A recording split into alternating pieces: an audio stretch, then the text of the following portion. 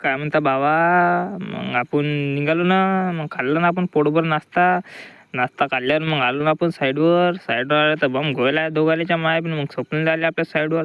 स्वप्नीला आपल्या कामाची बम तारीफ करे. तुमच्यासारखे माणसं म्हणे गांडून हिंडलो तरी भेटत नाही म्हणे. काय खतरनाक काम करतं म्हणे बाबा तू. मुले तर म्हणे तू माझ संग चल म्हणे. म्हटलं चल बा. चल म्हटल्यावर हे स्वप्नीला आता गाडी बल्ली पिटायच्या माय. म्हटलं माय गांडे गप फाटे. तर आलो ना आपण मग माऊलीवर उचलला आपण छन्नी होता आपलावाला.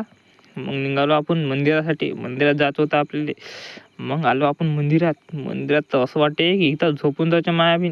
मग इकडे जरा बाजून आलो तर हे कायची शिशी काय मी स्वप्न जरा पाहिलं चांगलं गोरनं. वास घेऊन पाहिला त्याचा तर कडक माल आहे म्हणे. म्हटलं हो कडक माल आहे.